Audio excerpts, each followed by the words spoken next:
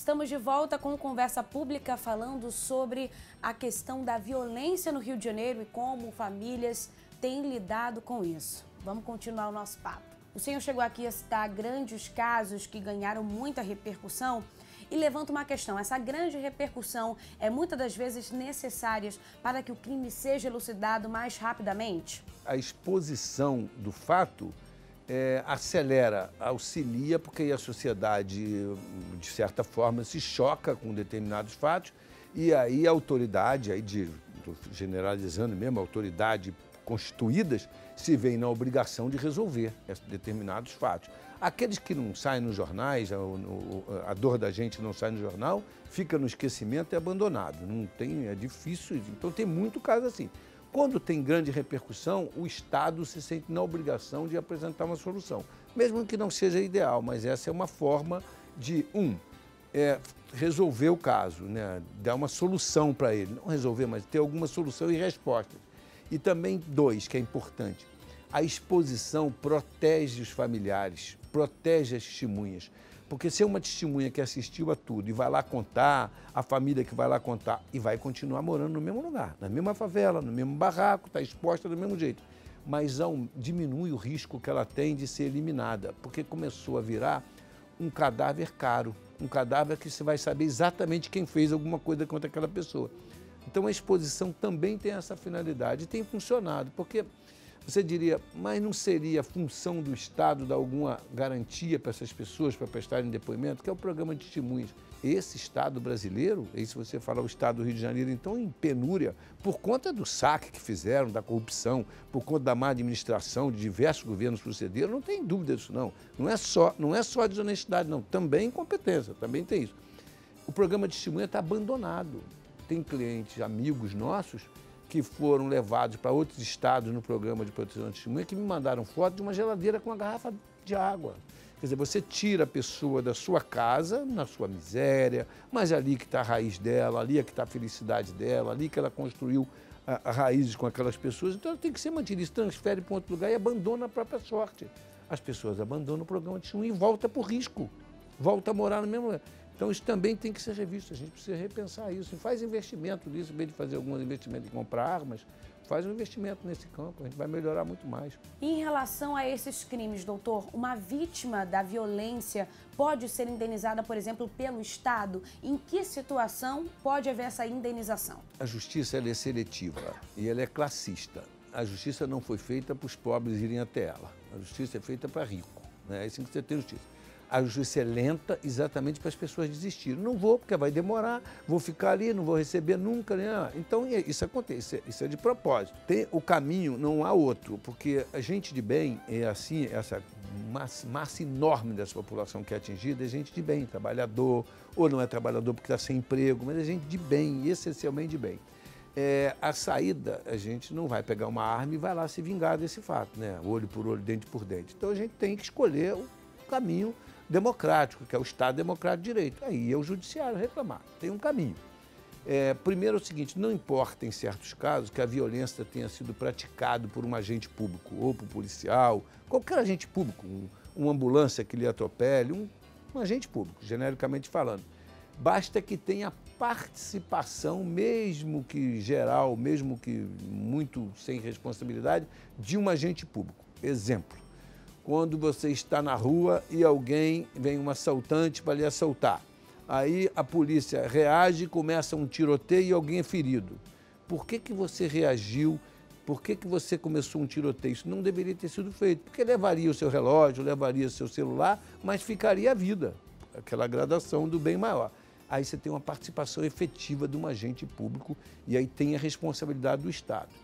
Tem que constituir um advogado ou procurar a Defensoria Pública, que atende muito bem hoje em dia, dentro da deficiência que o Estado deixou, para não ser o melhor serviço, claro, né, natural, pelo tudo que a gente está falando, é o procurar a Defensoria Pública e tem uma ação de indenização própria, contra o Estado, ou contra o município, contra o ente estatal que for o responsável. E aí é tempo para receber uma indenização, mas tem sido vitorioso, isso tem dado certo. No seu caso, por exemplo, o senhor também atende pessoas carentes, né? Nossa advocacia, ela é É o que eu disse, né? Você tem um comprometimento ideológico do que você está fazendo também. Uma advocacia onde a gente tem algum resultado econômico que sustenta uma estrutura que possa dar atendimento às pessoas que não podem, porque vamos ser realistas, né? Você não pode montar uma estrutura dessa se você não tem suporte econômico. Então não vamos nos enganar. E exatamente porque a gente tem uma clientela que nos possibilita isso, que a gente presta outro serviço. O Brasil também é campeão mundial de acidente de trabalho.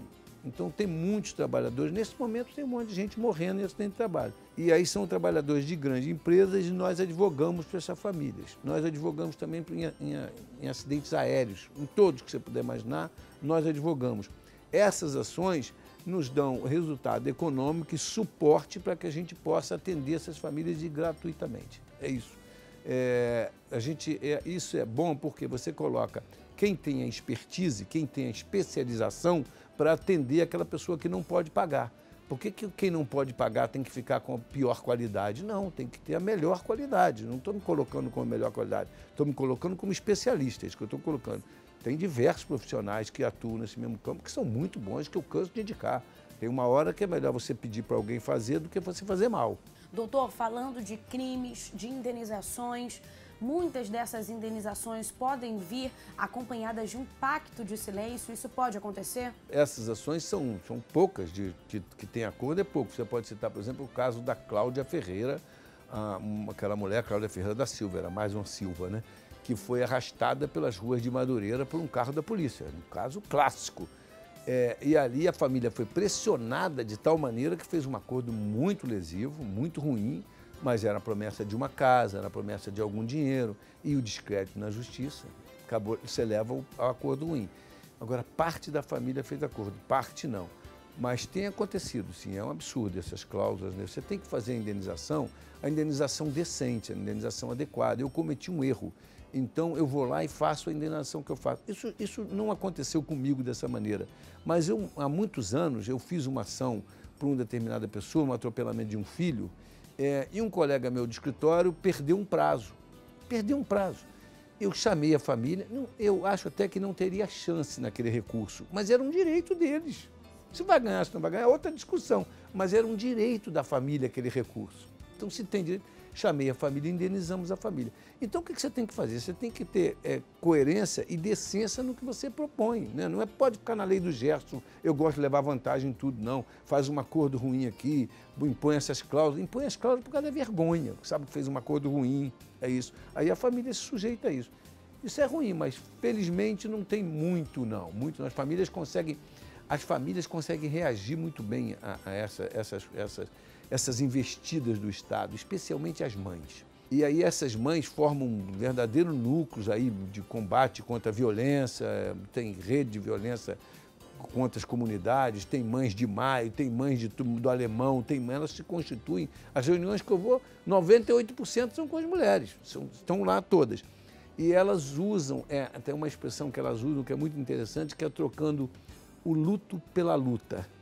Então agora vamos lá, o luto passou? Não vai passar nunca. Ninguém enterra um filho no coração. Você enterra materialmente, mas você não enterra. Não tem jeito. Isso você não vai enterrar nunca. A saudade, quanto mais tempo passa, pior é. Não cicatriza. Tem gente que diz, o tempo é o senhor da razão.